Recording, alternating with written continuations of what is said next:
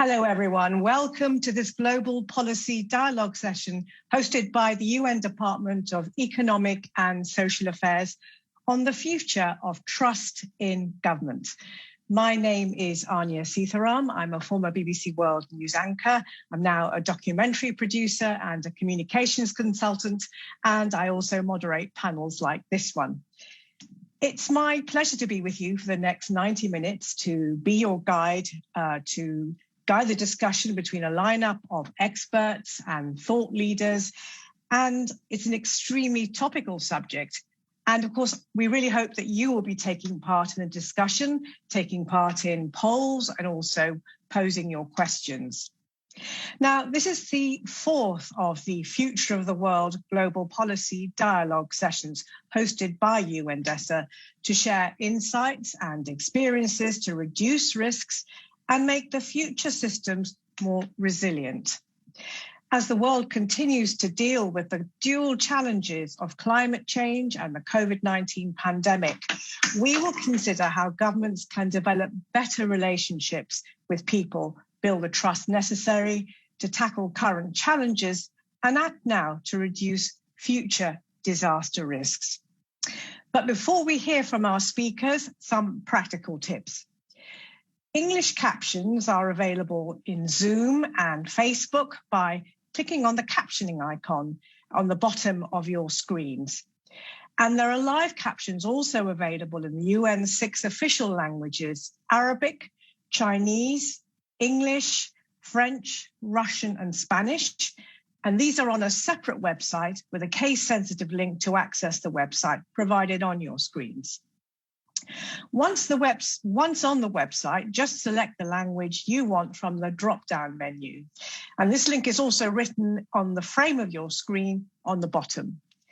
And you will have seen this event is being provided in American Sign Language too. Now, we encourage you to spread the word on what you hear today on social media using the hashtag Future of the World. And as I said before, we really are encouraging you to join in the discussion by sending in your questions and sharing your opinions via our interactive tool, Slido. And to launch it, you can just scan the QR code on the screen, or if you prefer, you can go to slido.com and insert the hashtag Future of the World code displayed on the bottom right of your screen. Now, when you go in there, you'll see there are some questions already. These are because people have been sending them in over the last few weeks. And the other really clever thing about Slido is that you can vote up questions. So I will go with the most popular questions. Anyway, that's practicalities over. So let's now get on with the panel discussion. And I'm going to get you to practice on Slido and get you involved right now. And I'm going to ask you what trust in government means to you. What words come to mind? And this is a word cloud, so please go to it and start filling it in. And while you're doing that, let's see what you put. I'll come back to that shortly. I can see people are already filling it in. Carry on doing that because we're going to also, we've got politicians, relationship, respect. We also have another poll coming up. Let me see if you come up with some more answers there. I'm going to launch another poll, so perhaps you can do between the two. Security, that's also come up. Okay, let me go to the poll. And I want to hear from you how strongly you trust your government and whether that's a lot, whether that's a little or not at all. So do choose, and we will come back in a minute to both answers. While you're doing that, I'm going to introduce our really excellent panel with us. We have Rolf Alter, Senior Fellow, Hertie School, and member of the UN Committee of Experts on Public Administration, CEPA. We have Adriana Alberti, Chief of the Program Management and Capacity Development Unit in the Division for Public Institutions and Digital Governance at UN DESA. Hi, Adriana. We have Letitia Bodie, Associate Professor in the Communication, Culture and Technology Program at Georgetown University. Hello, Letitia.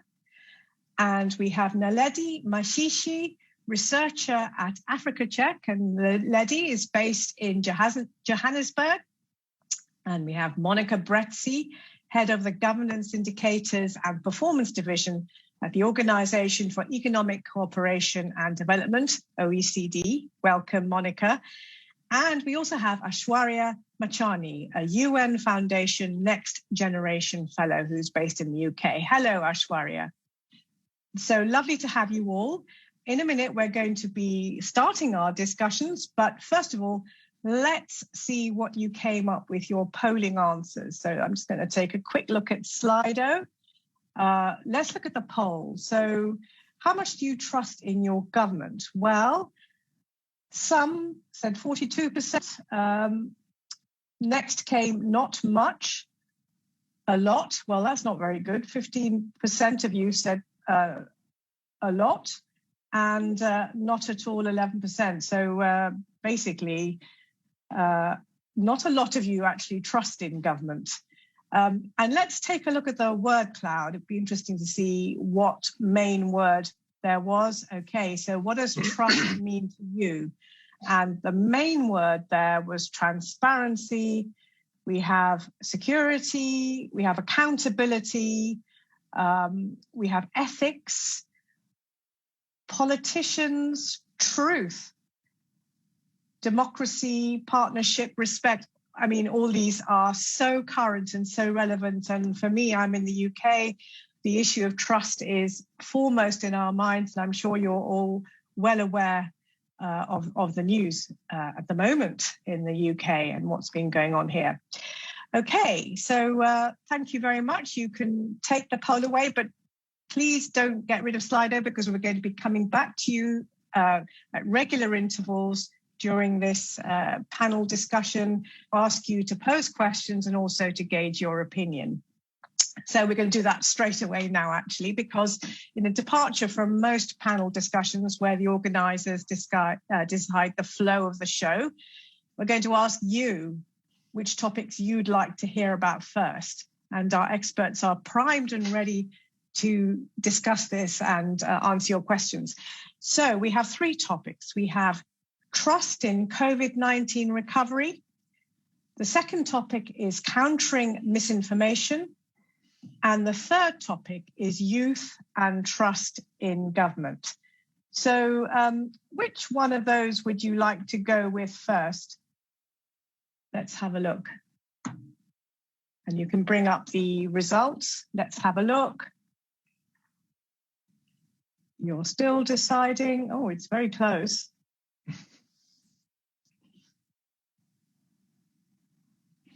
Well, fantastic. Oh, well, look, I'm not going to preempt it.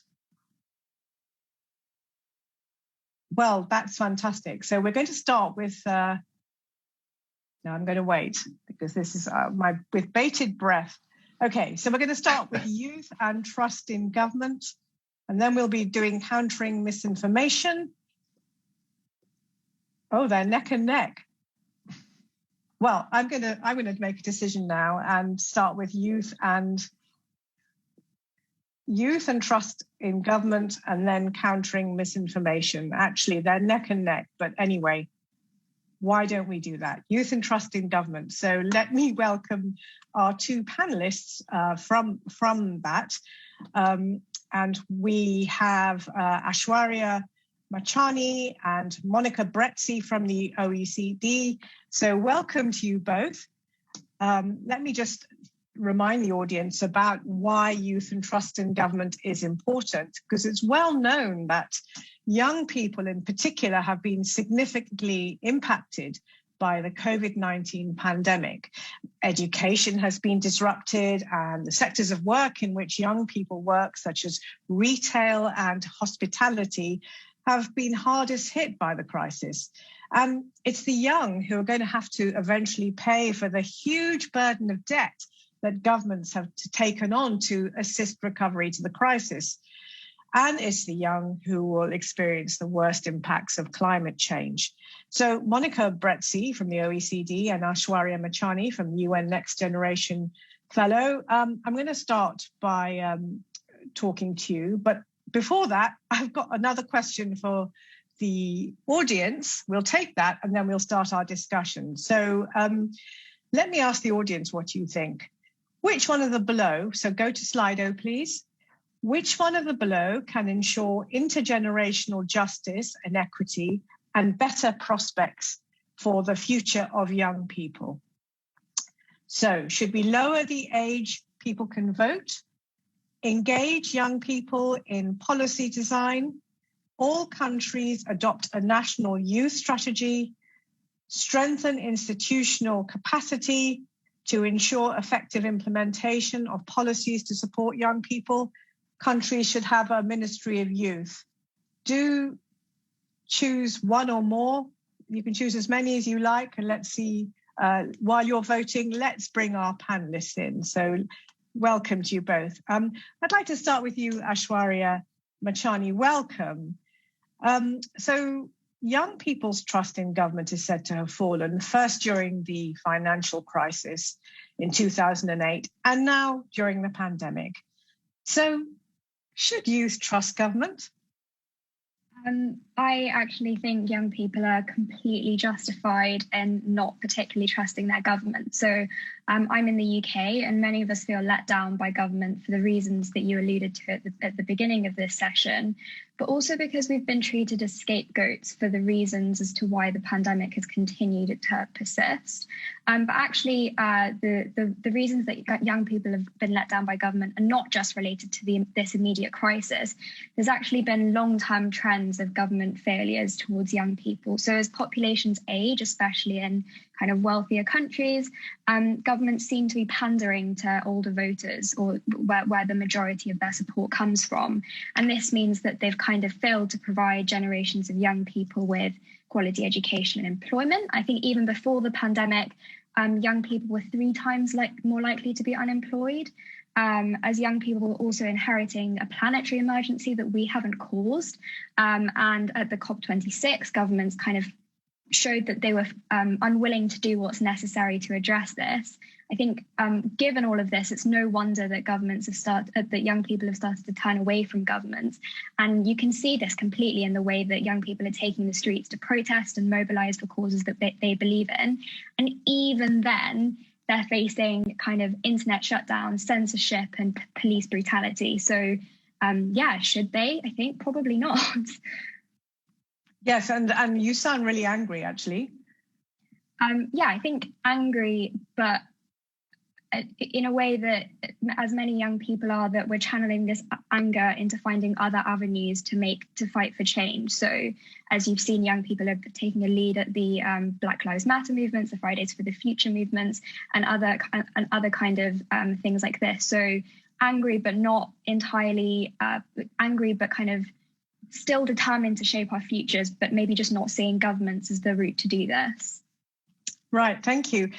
Monica Brezzi, I'd like you to comment on some of the things Aishwarya said. I mean, do you think that young people are scapegoats? That's pretty strong stuff. And based on your work, we've heard how young people view governments there from Aishwarya, but based on your work, how do you think, what does the research show about how young people view their governments in relation particularly to older groups? Thank you, Anya. Well, indeed, our research on trust in government and looking also at what the views of younger people towards government and the response to the pandemic, but not only the response to the pandemic, it's true that there is this disillusionment and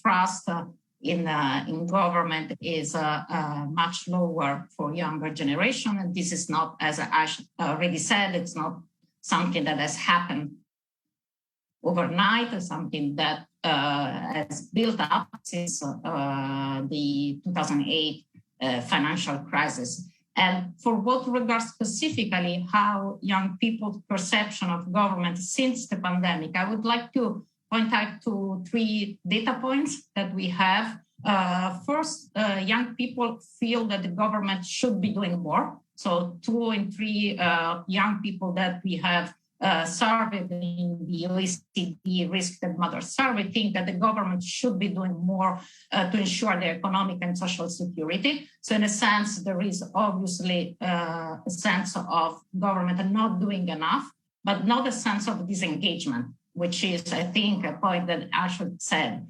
There is still a request for governments to respond to specific needs.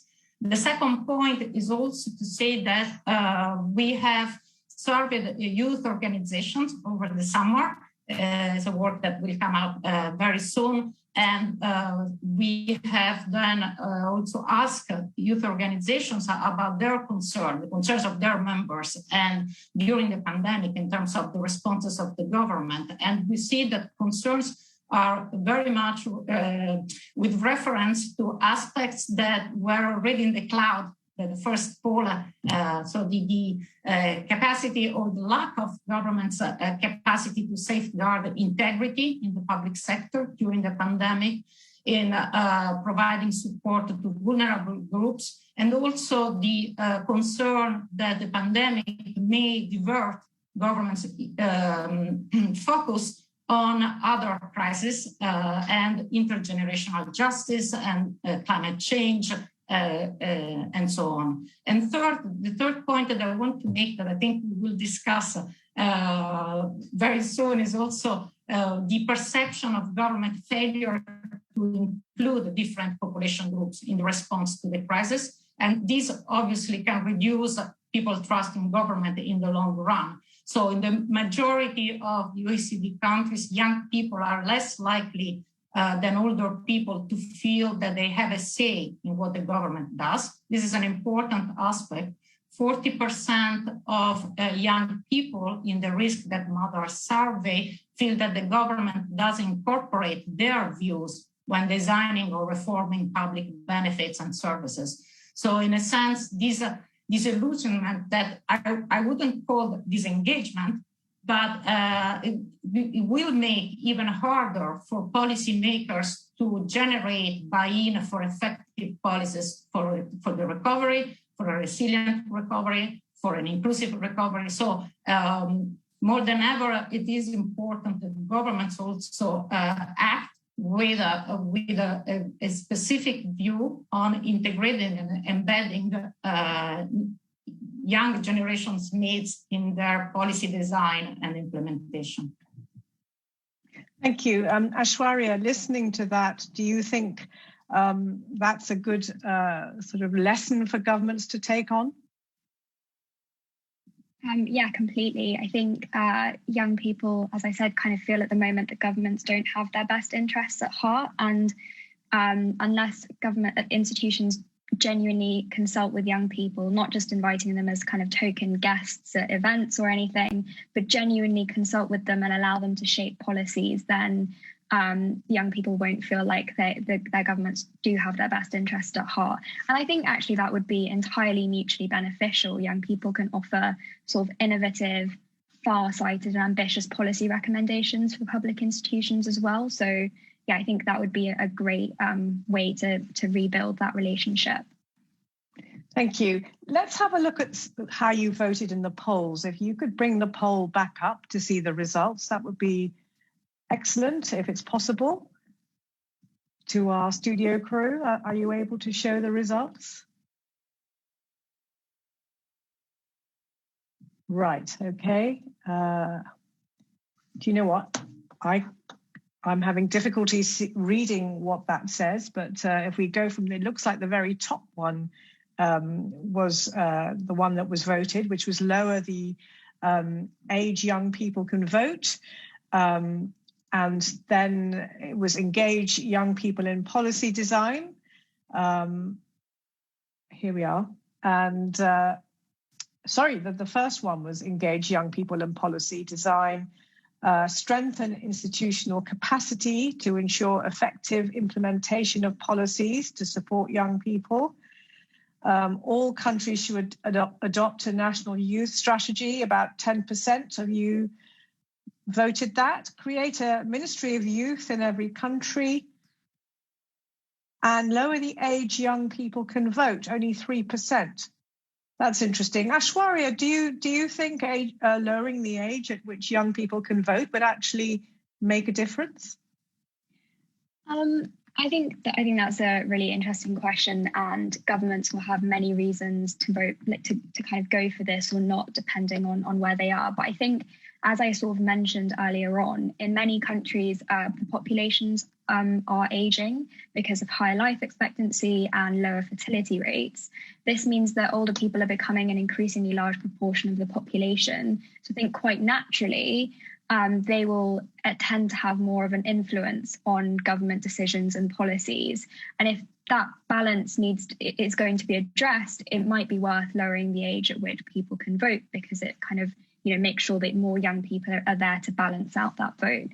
So that's kind of my opinion on it. Okay. And Monica Brezzi, what about the idea of having countries and governments having a Ministry of Youth, just as the way they would have a Ministry of Climate Change or something that's really important, so they can focus on that policy and that priority?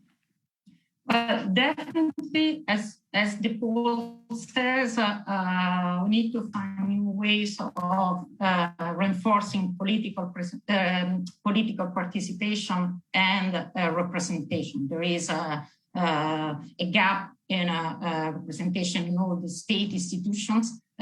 Just to give you a number, only 22% of member of parliaments in OECD countries are under 40 years old, while this age plus is 34% of the voting age population. So, but obviously there are other ways to increase that representation in institutions, and we have seen countries doing so. For example, in Norway and Finland, the establishment of youth councils is mandatory at the municipal level. There are other forms of, in Denmark, the Ministry of Environment has set up an advisory youth climate council. So maybe it's not a minister for youth, but and the last point I would like to make is also for what regards introducing, for example, having national youth strategies, which is an important instrument that countries are starting to adopt. However, in the analysis that the OECD has done, only 20% of these national youth strategies are really budgeted, come out of inclusive process, are participated. So they are mainstream, let's say. So there is still a long way to go. I mean, that's the first step, which is very important, but there is still a long way to go in order to make these national youth strategies part of the policy making. So that maybe are the main points. Lovely. Thank you very much for that. I'm going to take a question that's come in, actually. I'm not sure if you'd be able to answer it, but what are the gender dimensions of youth engagement in decision-making? Monica, would you like to try and answer that? Should there be gender dimensions of youth engagement in decision-making, and what are they? It should be a gender dimension. In any case, I think that what we have a big program of work at the OECD. Rolf Alter obviously knows very well on measuring trust in government and public institutions, and important and really to look at what are the drivers of people's trust in institutions. And we see this as five main drivers: so responsiveness and reliability of institutions, but also the integrity, the openness which institutions act, and the fairness.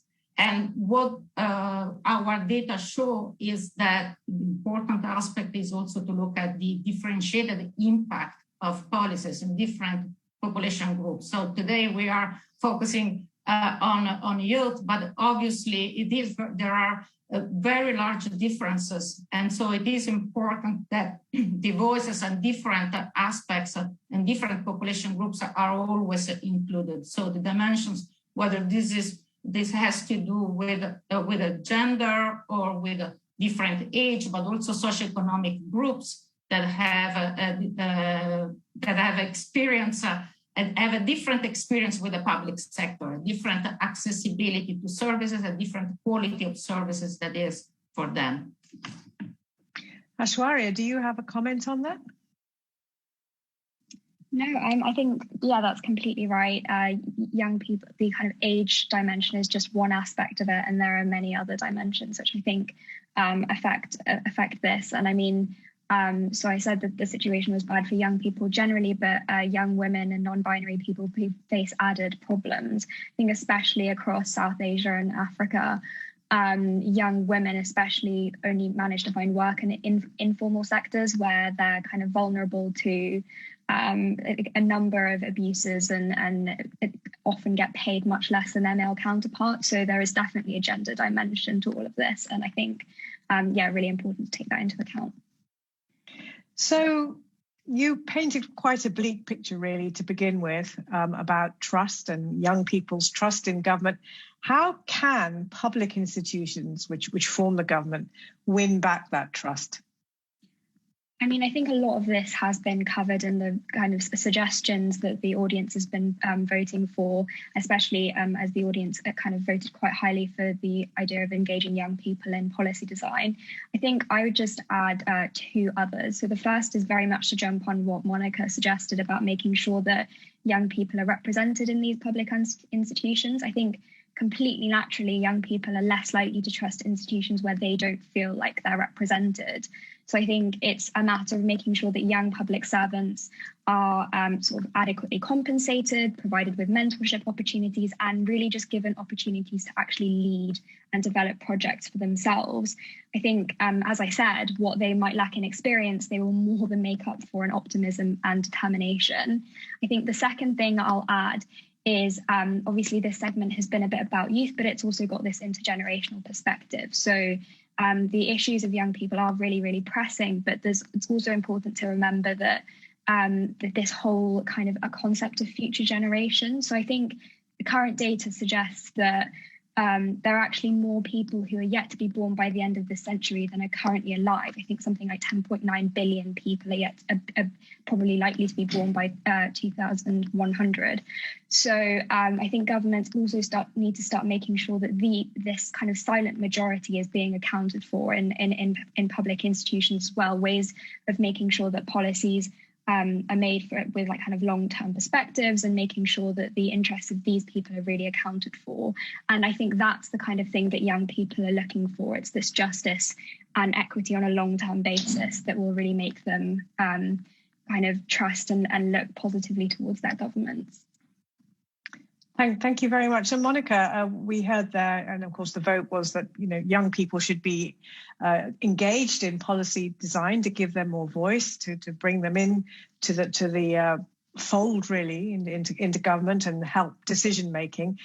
What do you think? What else do you think governments can do to build better relationships, particularly with young people?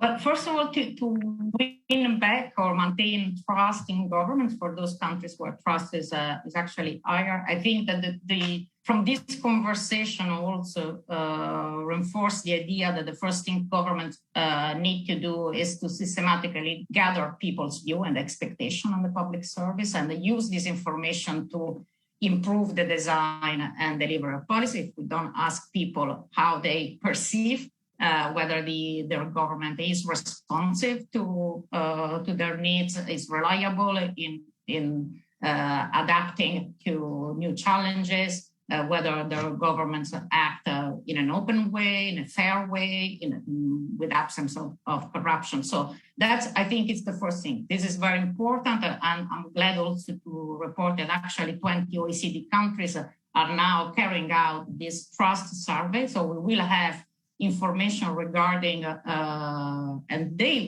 countries will have, policymakers will have information regarding how people at different age and different regions in different economic situation perceive and experience the public sector. So that's the first thing. And then to add, to what we already said regarding reinforcing political participation and representation. And obviously what we said at the beginning, building youth responsive policies today. So make sure that there are not only specific policies to support young people in terms of employment and education that, as you said, are but also mental health, but also to have these policies that are more overarching and that they take every aspect of public governance. And the last point I would like to say that what governments can do is really about governing for the long run. So this aspect of taking into account policies that are intergenerational, and so to make sure that we are also having the buy-in of different generations. So they need to work across generations. So not only obviously the young older today, but also children who don't have a political voice. But if we think about climate change, but if we think about pension sustainability, these are all policies where we need to have a strong buy-in. And so people need to perceive that not only the commitment is credible, but also that these policies are effective and will be effective. And we see that, for example, in Norway, which is one of the countries with the highest trust, highest trust in government and public institutions, still 40% of young people think that public institutions are not doing enough to fight climate change, while for older generation, the majority thinks that the institutions are doing enough to fight climate change. And at the same time, our analysis finds that the capacity of government to address these challenges is the main driver of trust, of people trust in central government. So there is definitely something to work on in the intergenerational justice, but make sure that these are policies that work across generations. Thank you very much. And thank you both for your insights, and a lot more work to be done to try and make government less short-term in its outlook, much more long-term and much more inclusive, and adopting a sort of intergenerational approach to policy making. Thank you both, Monica Brezzi and Aishwarya Machani. So we're going to move on to our next topic that you voted up last time, which was countering misinformation. And as you know, the global spread of COVID-19 has been accompanied by a wave of disinformation, so much so it prompted the World Health Organization's Director General to say that we're not just fighting an epidemic, but an infodemic. To discuss some of the drivers of misinformation or fake news and steps that can be taken to tackle it, we're going to be joined by Letitia Bodie from the University of Georgetown in Washington, D.C., USA, and also from Johannesburg in South Africa, with Naledi Mashishi from Africa Czech. So welcome to you both. But before we start our conversation, I'm going to ask the audience for your opinion. So here's another poll. So what more should be done to combat the spread of misinformation? And you can choose multiple answers. You can make social media companies more accountable for promoting misinformation, fake news, and conspiracy theories, routinely deplatform offenders, enforce stricter content moderation, better educate consumers to spot disinformation, fake news. Governments and public institutions should work with traditional and social media companies to stop its spread. None of the above.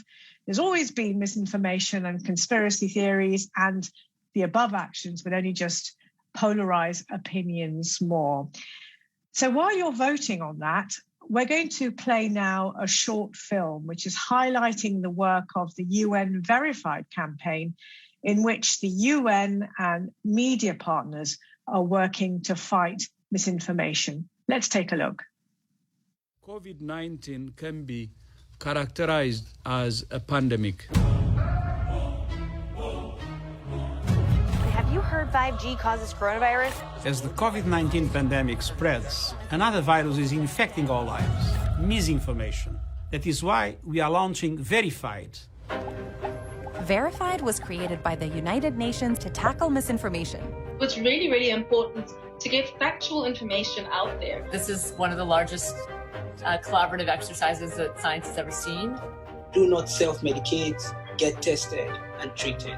Verified has activated over 70,000 information volunteers to share fact-based, life-saving advice.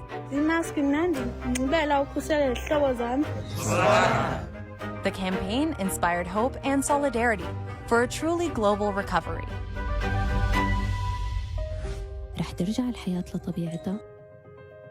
Verified has reached more than 1 billion people in 130 countries in over 50 languages. Let us stay strong and stand together. Artists, scientists, health workers, and influencers across the globe took part, inspiring people around the world to work together when we needed it most. Good communication saves lives.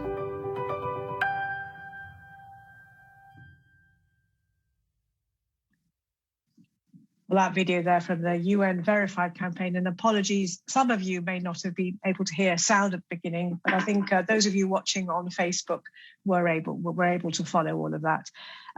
Let's go back to the poll and see what you came up with.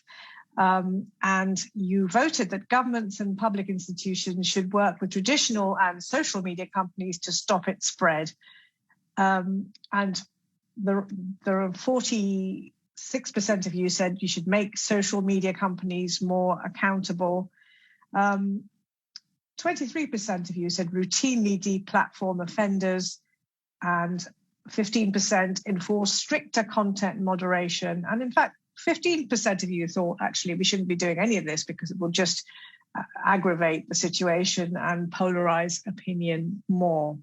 So thank you very much for that poll. And don't forget, you can send your questions in for this next bit of panel discussion, where I'm going to be calling on Naledi Mashishi and Natisha Bodhi. Welcome to you both. I'm going to start by asking Naledi Mashishi from Africa Check. Your organization tackles misinformation. So Naledi, have you noticed an increase since the start of the pandemic? And can you give some examples of false claims that you've had to tackle? I think it's difficult to quantify whether we've noticed an increase or a decrease. I also joined Africa Check for a short period before the pandemic. But I think that since the pandemic started, we noticed a different type of misinformation. So we had been seeing some health misinformation, but it was stuff like, if you drink oranges, your hairline will grow back stronger. Whereas when the pandemic started, we started seeing a lot more people distrusting medical authorities, particularly the WHO and the CDC.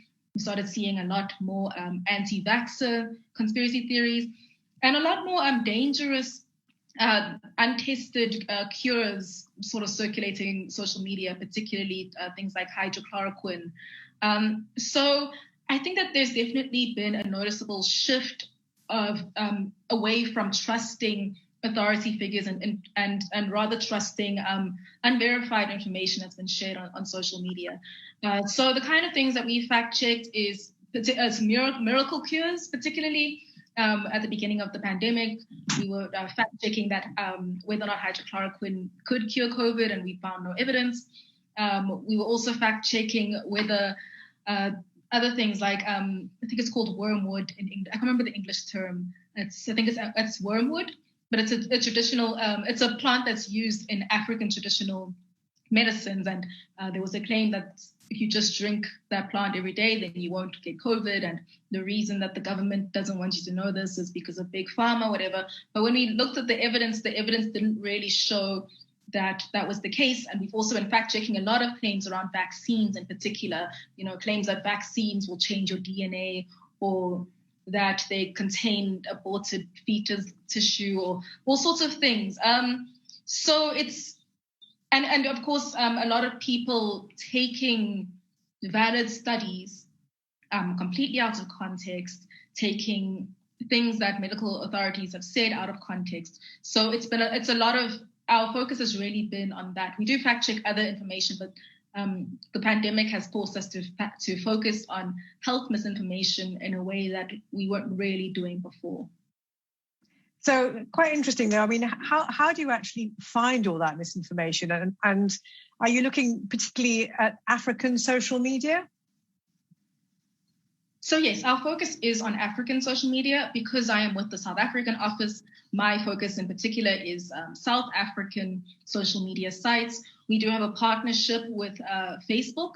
We are a third-party fact checker, and we fact check posts that are on that site, and we pick up a lot of false information there. But we also do fact check public figures.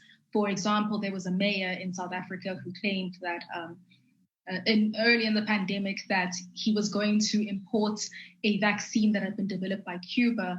But it wasn't a vaccine that Cuba had developed. It was a treatment, but he was calling it a vaccine.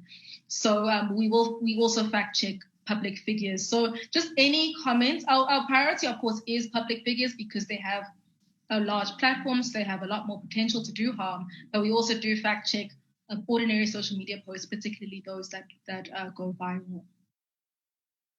Thank you very much. I'll bring Letitia Bodie in now. So what do you think is driving this increase in misinformation and conspiracy theories? Yeah, so I would second what we've already heard, which is that it's really actually hard to quantify whether misinformation is actually increasing right now. And there are kind of two ways that we think about misinformation. One is just information that's out there that's not true. And that's hard to know whether it's increasing or not because the nature of information is changing all the time, right? So if we're only looking at websites versus looking at how people talk to one another offline versus talking on the phone or different communication platforms, that's really hard to measure.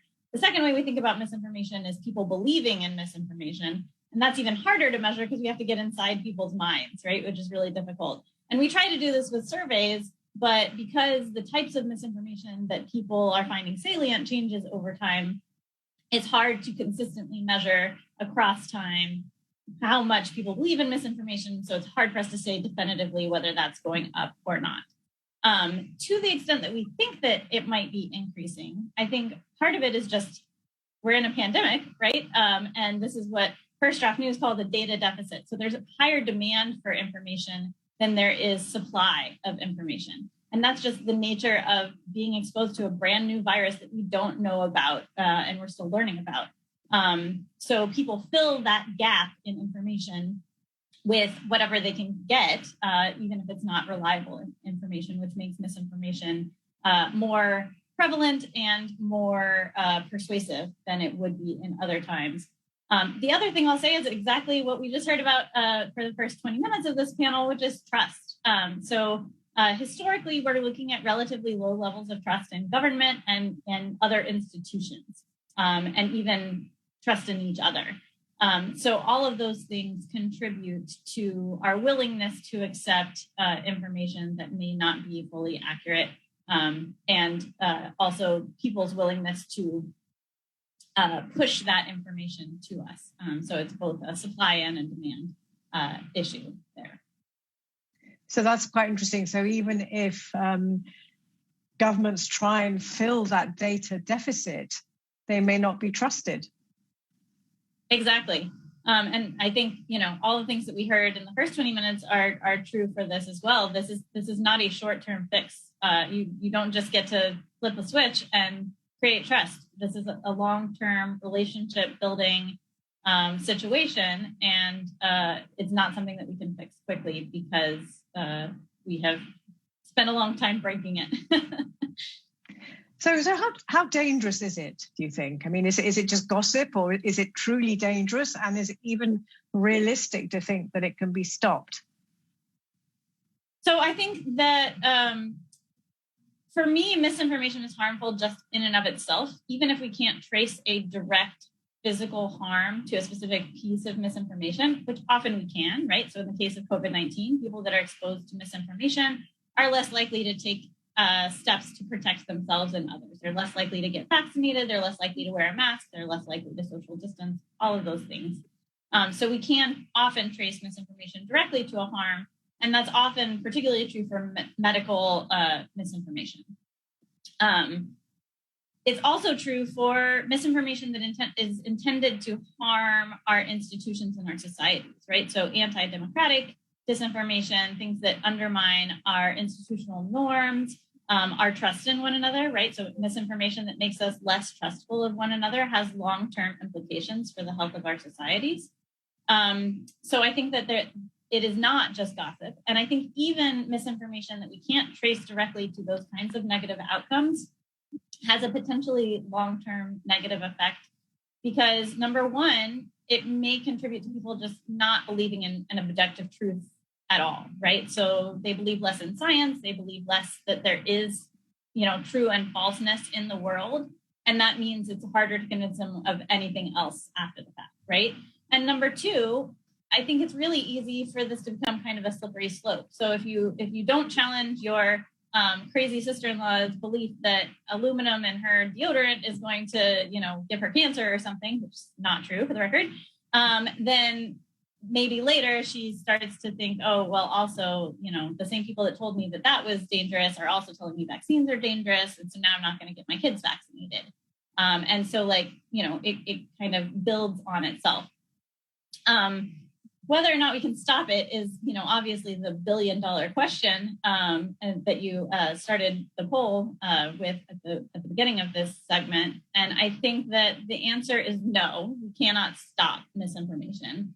There has always been misinformation. And from one perspective, that's actually a good thing, right? If people believe in facts as a general rule and find facts persuasive, then there's a motivation to use false facts to make a case. Right. So that means people are making decisions based on information, which is what we want them to do. They just aren't necessarily using good information. So that's something we can address. But in terms of, we can't get rid of it entirely, but I think there's lots of things we can do to slow the spread of misinformation, to address it. Any way we can kind of add friction to the process, make it harder to share misinformation, make it harder for people to create and distribute misinformation. Those are all good things. And we all can engage in this as well. My research shows that, fact checking one another, even though you're not a professional fact checker like Naledi, can have a really important impact on social media too. So there are lots of things that we can do to address misinformation. Happy to talk more about that.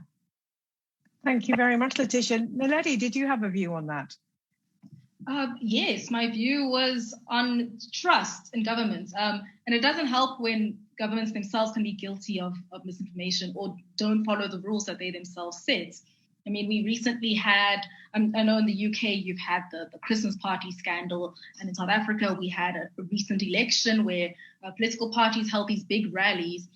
And so the immediate effect of that was people saying, well, if political parties can gather thousands of people for election rallies, then why should I not go to a party because of COVID-19? So trust in government is a huge factor. But onto the question of whether or not we can stop it, I don't think that we can stop it completely. But our stance at Africa Check is that media organizations and people should try to just take a step back when it comes to sharing information. It's really important to get accurate information out the first time.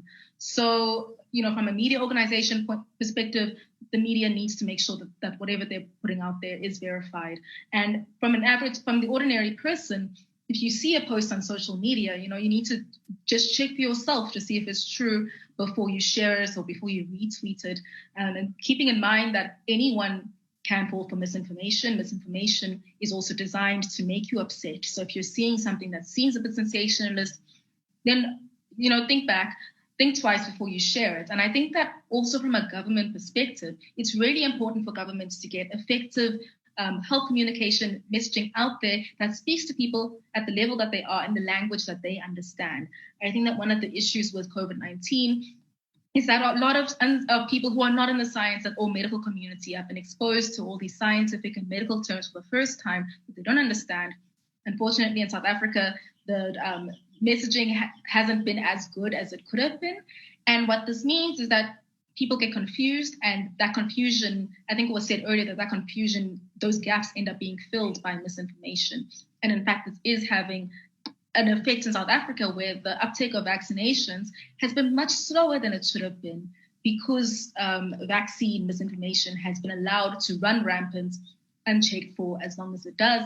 And unfortunately, as fact checkers, we do what we can, but government really need to step up with their messaging campaigns.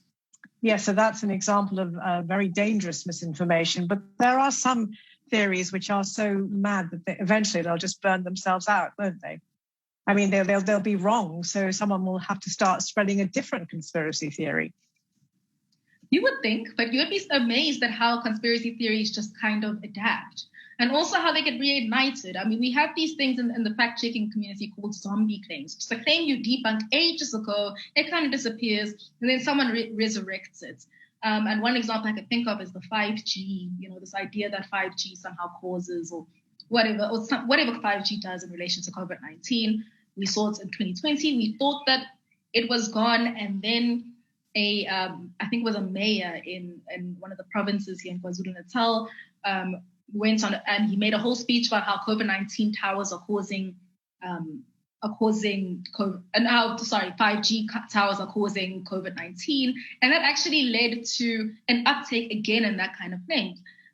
So we see zombie claims coming up. We see claims sort of mutating. Unfortunately, there are those people who, when presented with new information, they're not going to take that new information. They're instead going to adapt their pre-existing thoughts to whatever information you presented with them. So it isn't always an easy process. We try where we can. We try to present factual information in an accessible a way as we can. And there are unfortunately some people whose minds just can't be changed. So we hope to reach the ones who can be convinced by facts.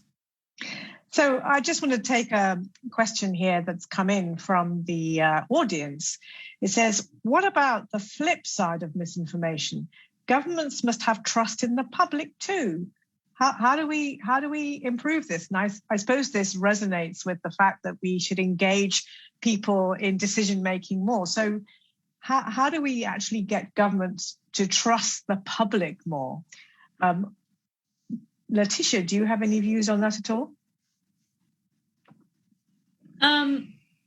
I think that's an empirical question, how much governments do trust the public. And I don't think that that's something that we have really great evidence on, because we don't do a lot of surveying or interviewing of government officials on that kind of front.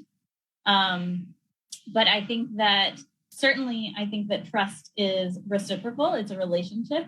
And it definitely needs to go both ways. Governments have to trust the people to make appropriate decisions, to engage in the process, all of those sorts of things. Naledi, would you like to comment on that? And also, really, how do we actually get people to trust the science? You said it should be done in a clear way and put out there first. But there's all this misinformation out there, and if people aren't trusting in governments, where do you start? Yeah, I think the question about how do we get governments to trust people is quite interesting, because, of course, it's governments are elected by the people and not the other way around. So it really does, the government's transparency and accountability is more on the government side than it is on the people's side. But I also think that it's important to note that people don't believe misinformation because they're stupid, for lack of a better word. We find at Africa Check that most misinformation is spread in good faith. It's spread by people who genuinely believe what they're seeing. And so it's important for a government side to give people accurate information, because people can only operate on the information that they have. And so if the government gives people, the more accurate information government give people, the more they can trust people to make the correct thing, the decisions. And we kind of saw this with the HIV campaigns in South Africa, which were very successful. Once the good and clear messaging about HIV got out there were people were testing, people were getting ARVs, all sorts of things. So it does need to come from the government. And also in terms of getting people, like I said, meeting people where they are, right? So, taking into account that most people don't necessarily know scientific terms. So if you as a fact checker are reading a scientific paper, you need to think, okay, I need to provide people with definitions. Also, in a country like South Africa, we have 11 official languages, And so it's important to try and get messaging out in as many languages as possible. And we make an effort where if we fact check a post that was originally written in Afrikaans or Zulu, then we'll publish our reports in English, but we'll also publish the reports in the language that original post was written in, so that audience is able to read our reports and understand it. So it's important. So yes, it's all important. What's most important is getting accurate information out there at a level that people understand. And by that, I mean not patronizing people, but just bearing in mind that, if you use jargon in your messaging, a lot less people are going to understand that. So just providing clear definitions. And what I find is most helpful is to approach people from a non-judgmental perspective. So just in my personal life, if I meet someone who says, I don't want to get vaccinated, rather than berating them, I kind of ask them, okay, so tell me why you don't want to get vaccinated and tell me what questions you have, and then I'll do my best to answer those questions.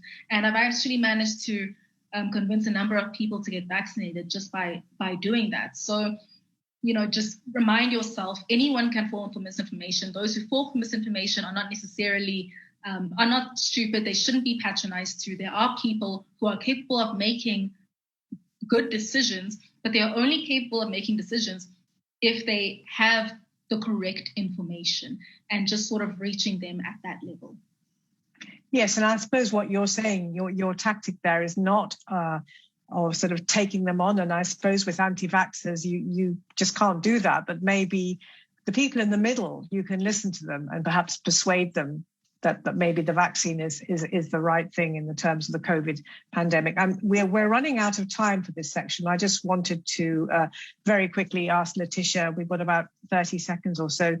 Do you have any thoughts about how the public should be engaged to believe in the right things, the things we say are correct? I would second everything Melody said. I think that we have to meet people where they are. I think that we have to make things accessible and available. And I think, going back to the question of trust, we have to trust people to do things with the information that we give them. And I think we should always lean towards transparency when possible. I think sometimes governments try to do what they think is right because they don't trust people to make good decisions for themselves.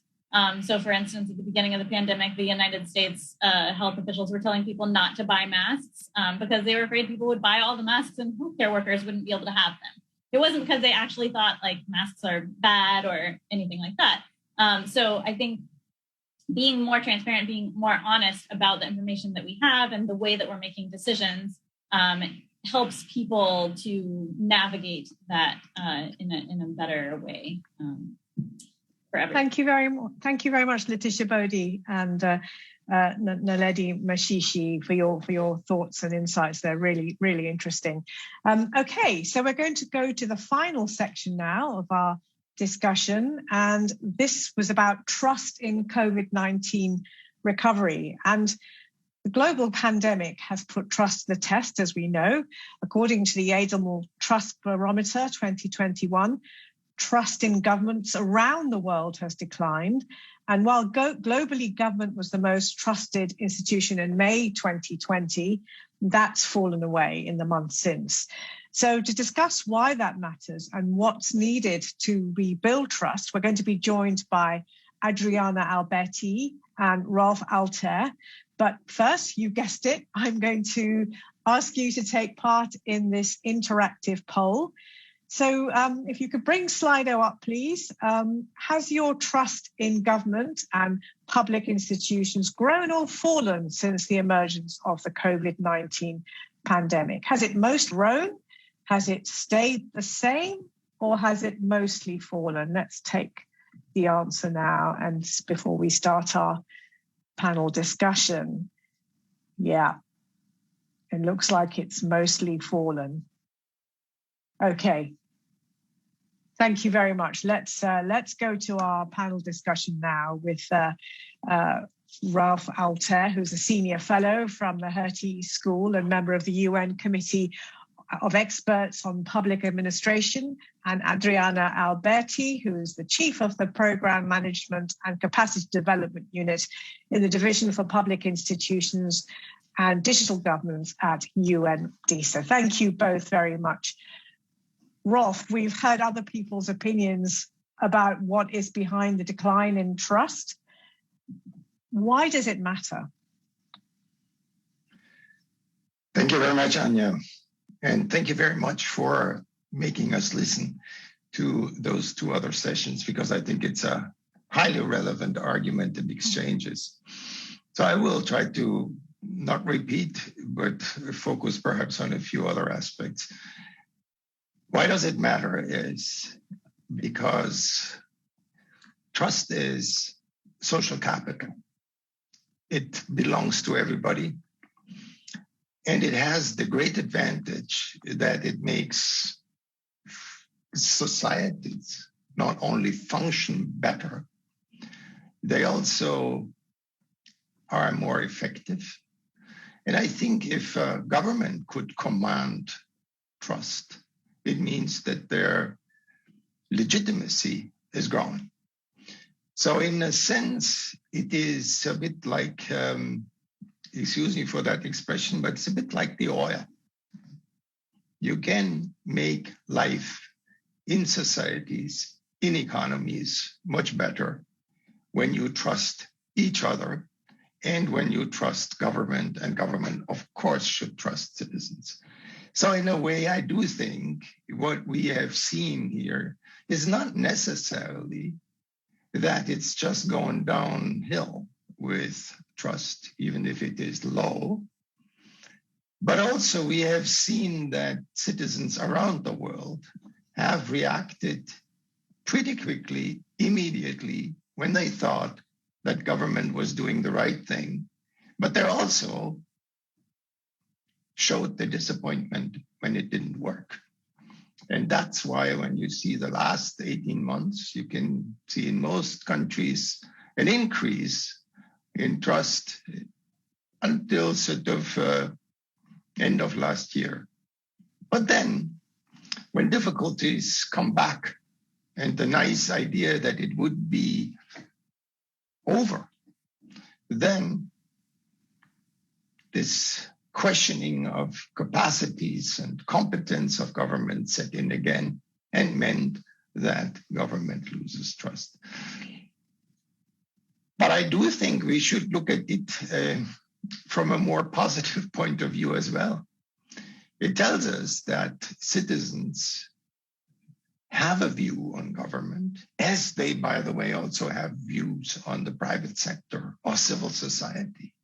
And if you compare those data, just as a side, you would find that, in fact, even those institutions, such as the private sector and such as civil society, aren't the ones that just have earned trust and now sailing on a very high level of support. It's not the case either. So we should be looking at it in a broader context, what makes societies be more skeptical, critical. And to be honest, it would be surprising if we had citizens to trust governments 100%. These are elected people. At least the leaders are elected people. And as we know, transparency came up very, very importantly. It means they need to be meeting very high standards to be trustworthy. I'll stop here. Thank you very much, Rolf. They have to meet very high standards. Adriana, what else needs to be done to rebuild trust?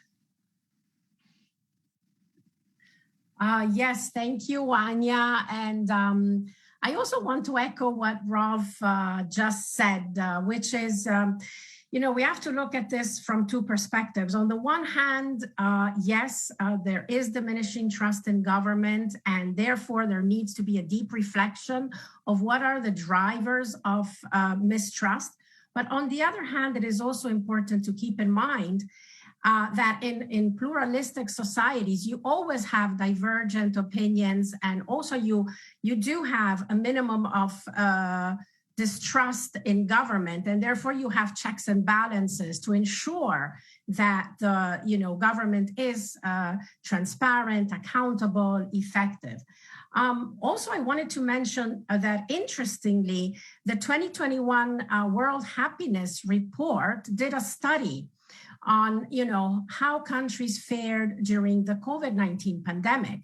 And what they found is that trust in government was the single factor that explained best whether countries fared better and were able to address COVID-19. And those are also the countries such as, for example, Finland, Iceland, and others that had in place trust, not just in government, but trust in one another. So social trust. So I think that when we talk about trust, we really need to look at trust as a relationship between citizens and their government, but also trust in one another. And what this report also highlights is cooperative norms. So how much people are willing to engage in promoting the benefit, social benefit of others. But now you asked, what needs to be done?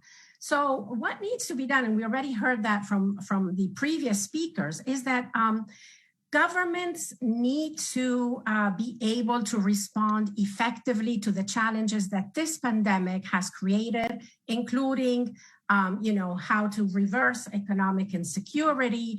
Also security, we heard that's very important, that has emerged as one of the key issues, as well as equitable access to health systems. At the same time, there were already persisting challenges that governments need to address, such as growing social inequality and also how to preserve the environment for generations to come. So this is really a tall order. And governments today are operating in an environment of high volatility, uncertainty, complexity. Issues are very complex.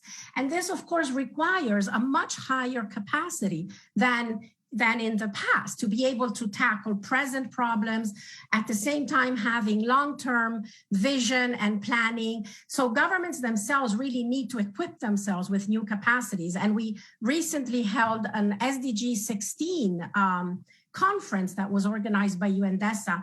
And one of the key issues that was highlighted was really how, the level of capacity of governments has determined the degree of trust in government. And so here I also wanted to just mention that the UN Committee of Experts on Public Administration has put in place 11 principles of effective governance.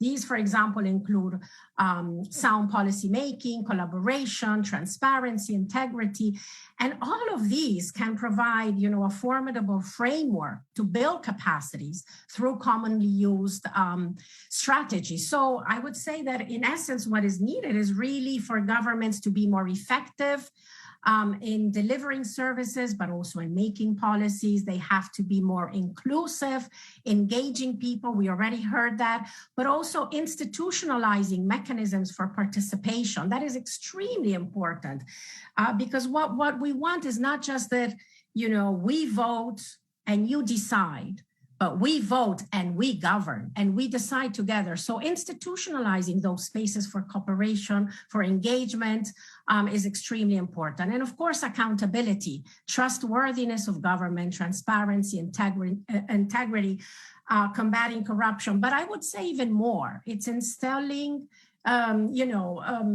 ethics or bringing back ethics and values,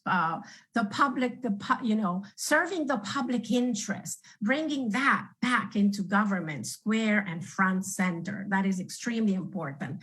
And of course, within these various issues, I just want to mention, for example, that innovation, digital government are going to be extremely important, have been important, will continue. And especially we have seen with COVID-19 how digital transformation has really accelerated. So a competent government will need to continue to invest in digital capacities, digital skills, meaningful connectivity. We just finished the Internet Governance Forum.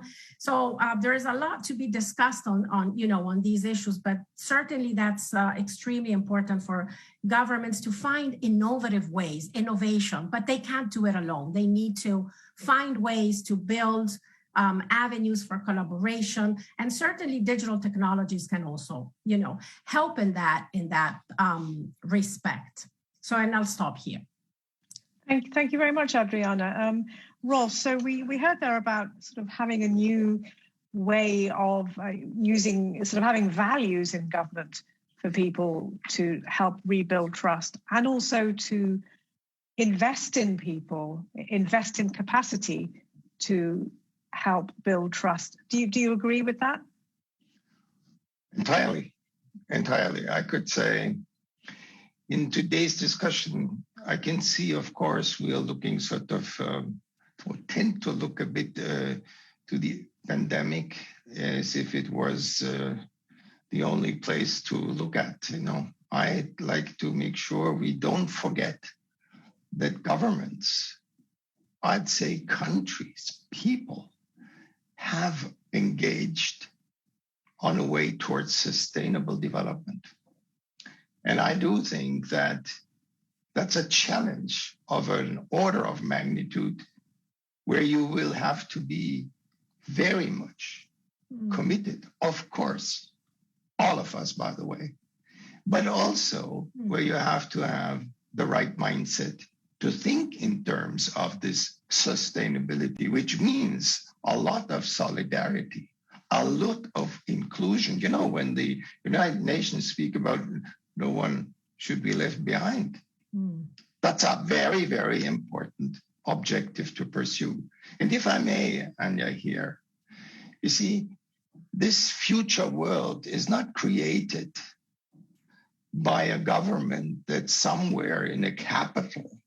It's actually created by all of us. And I can only say, if you want to change something, and we live in a democracy, there's no reason not to engage, but not to be waiting for, called in to be engaged, but engaging in a sense that you have your various approaches to change.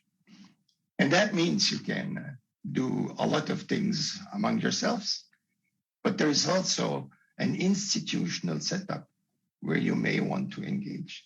And I do say it would be great if everybody looks at how our democracy works and get into those institutions, because they're open to everybody. You just have to go there and try to make sure that you get elected.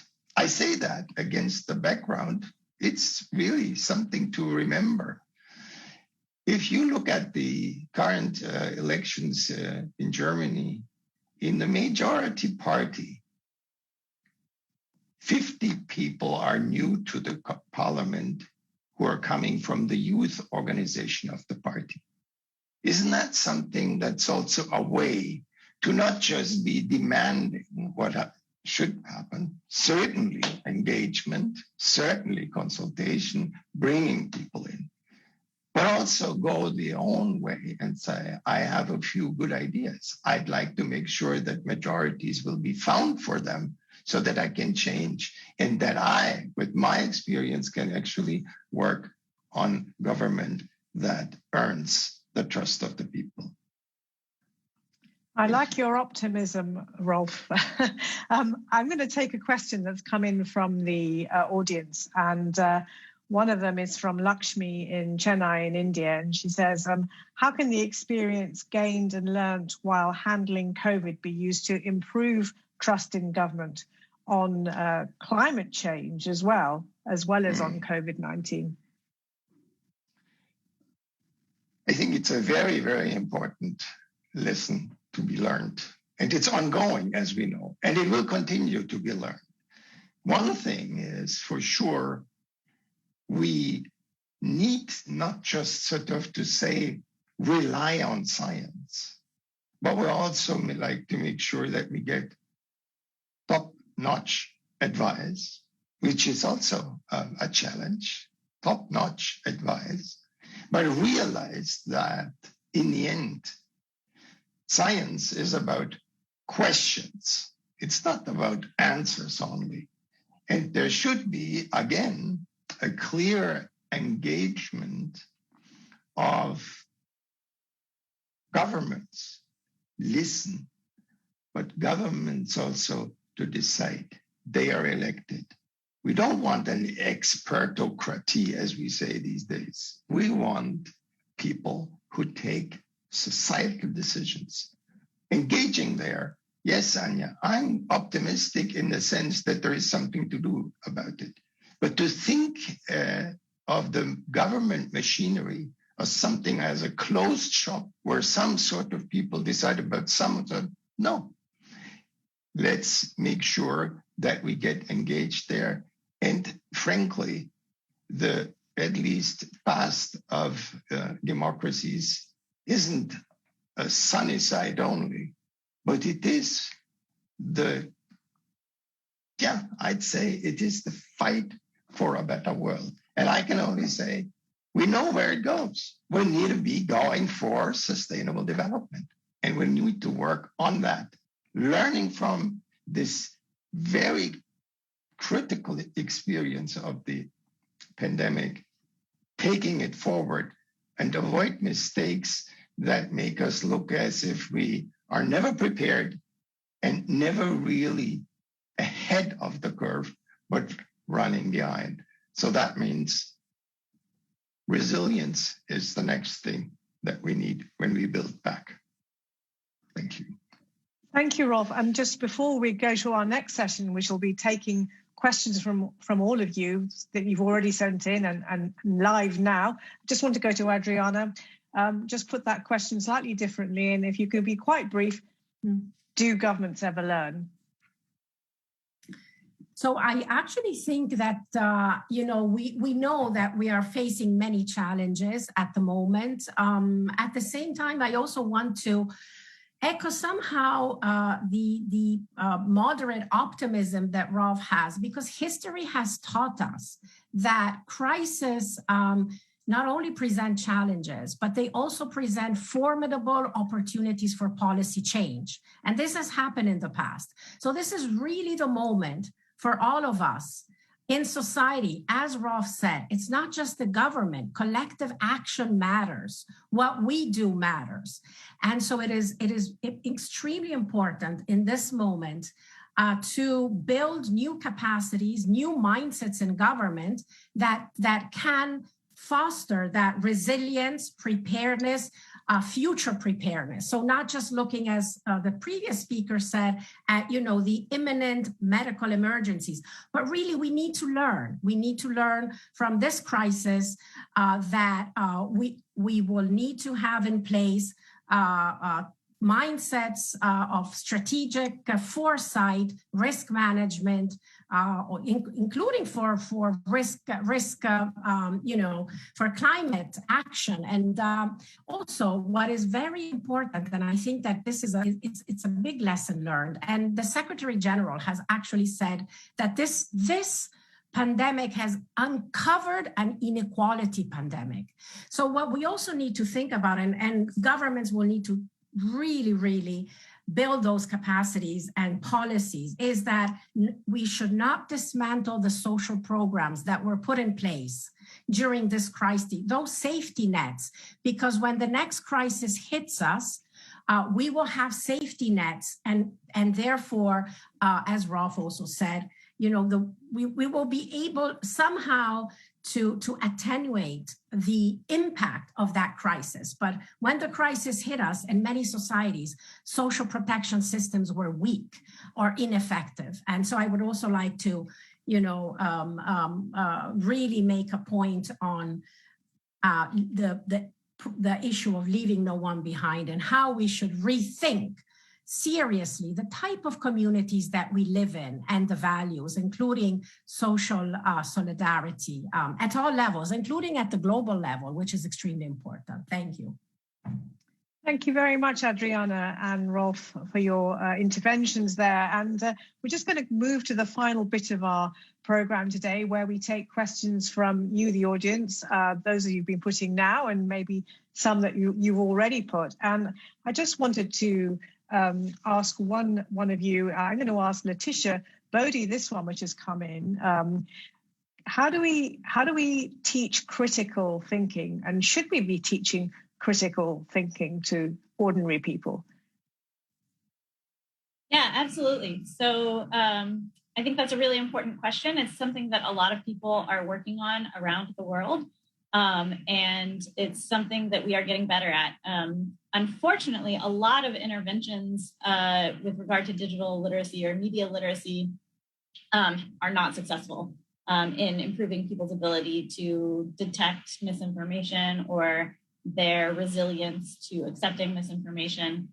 Having said that, when we have massive investment in literacy campaigns, so kind of at the entire nation state level, we do see payoffs at that point. So I think that this is kind of an all-in kind of thing. You have to go big or go home when it comes to literacy campaigns. The other thing I'll say is I don't think it's fair to put all of this on individual people. I think we also need a concerted effort to fight misinformation. We can't just rely on individuals. So like a great comparison that someone else has made is you don't expect people to check out a bridge before they drive on it, right? That's not a reasonable expectation for people to have. So we want people to be better consumers of information. There are things we can do to improve that, but we also need to help them and provide the scaffolding for that. Thank you. Naledi Mashishi, sort of related to that, but also talking about some of the misinformation part of the debate. One of the questions that's come in is that how do we make social media companies less powerful? Can we make them less powerful? I think that's a really difficult question to answer, because I think we've seen us particularly now recently with the Facebook scandal that came out, that Facebook is showing us far less misinformation that they know is out there. And of course, it's not something that we as users, as fact checkers can do. There is a role, it's government's role really to hold social media companies more accountable. I don't think that social media companies are doing enough to combat misinformation. I think that when you look at sites like for example, Twitter has introduced a feature where they flag posts as misinformation, but as a user, you can't flag the post. Someone else has to flag the post. So I think governments need to introduce, I don't know if it means that they must introduce regulations, but it really does need to be on government's part to be far stricter on social media companies, especially since social media, unchecked posts on social media have played such a devastating role in spreading misinformation, not just during the pandemic, but we've seen with, for example, the Rohingya genocide and the role that Facebook played there. So yes, it's a government thing. They need to they need to intervene, whether it means putting in place policies or something. But it's unfortunately not something that we as individuals can do. The best that we can do is that if a social media site such as Facebook does have a feature where you can report misinformation, then report misinformation and try to correct misinformation where you see it. Thank you. That's a very salutary lesson there from you. I'm going to ask Aishwarya Machani a question that's come in. So how do you engage young people from a lower socioeconomic status to engage in government and in politics? Yeah, I think that's a really, really good question, and something that's come up a lot as we've been working as Next Generation Fellows to try and consult with young people across the world. It's often the same young people from the same backgrounds that you see at kind of UN-led events. I think part of that is actually the kind of shift to remote working has opened up loads of doors to young people. But in many ways, it's also left young people behind. Lots of people across the world still don't have access to reliable internet, and even if they do, they might only be able to use it on data on their phones, meaning that they don't have the same access to the kind of functions that many of us might have in wealthier parts of the world. So I think part of the being able to reach out to people from lower socioeconomic backgrounds is making sure that we jump that digital divide. So getting governments and local councils to make sure that to invest in internet and that's availability, but also making sure we do outreach into communities, not just online, and making sure to hold focus group discussions within communities. I think that's my answer for that. And when this has been done, what kind of response has there been? Has there been any success in this? Yeah, so as part of our consultation process to contribute to the Secretary General's Our Common Agenda report, which was published in September and is a report on his vision for the future of global cooperation, we actually held a series of national conversations across 10 countries. And the moderators that we used were young people from those countries. So they were able to speak to people locally in their own languages. And I think this did make a really big difference because the young people there felt like they were speaking to someone who understood them, understood what they were going through, and it really allowed them to open up. So I think it's just a matter of making sure that consultation processes are tailored to the context in which they're being held. I think digital consultations are great, but it just doesn't do enough, and you need to put in a bit more effort to make sure that they're genuinely meaningful. Thank you for that. Adriana, here's an interesting question and possibly an interesting idea as well. Can the UN create a platform that reviews government based on the level of people's trust? So the UN's own trust barometer, as it were. So Anya, the question is if we would be monitoring the trust. Yes, could the UN create a platform that reviews governments on levels of trusts? I think that what we could really do, if I may suggest maybe a counter proposal to this one, is and which we are actually doing, but I think we could do even better, is if we want to instill or rebuild trust in government, I think what is very important is to share the innovative practices, and we already heard from Mashani and others, share the innovations that are coming from the local level. There are many around the world, but they go unnoticed. And so I think that this is what we are doing. For example, we have this UN Public Service Award where we collect and we gather the innovations from around the world. So I would like to be more provide more of a solution-oriented kind of approach. And I think the UN does this, but we could do much better in communicating to the world, the relentless efforts, dedication, courage of public servants. Because I just would like to add one more thing on the media side, which is that when governments do something wrong, it is on the front page of a newspaper. But all the good things that governments are doing at the local level or, even at the national level, these go unnoticed because, they don't drive up ratings. So if we want to create a culture of trust in government, let us also help to spread those innovative practices. So we can share those ideas to increase trust in government. So that would be my answer to the question. I'd like to go on asking you questions, and there have been a lot more that have come in, so I thank you very much to the audience for that. But sadly, we are running out of time, and we're coming to the end of today's event. So I'd really like to thank all the panelists, really, for your engagement and your great discussion today, and all your ideas, your insights, and your expertise. And thank you to the audience again for your really interesting questions. Those of you watching on Zoom, as you go, you'll see an exit survey pop out when you leave the meeting. Please do spare a couple of minutes to fill in the poll, and we will really appreciate your feedback and act on it. And just to say, our next event will be on the 26th of January on the future of money, and you can learn more at un.org/DESA. So I hope you will all tune in then, and that leaves me to finally thank the organisers, UN-DESA, and to wish you all a really good rest of day or evening, wherever you are. Thank you very much, everyone. Goodbye.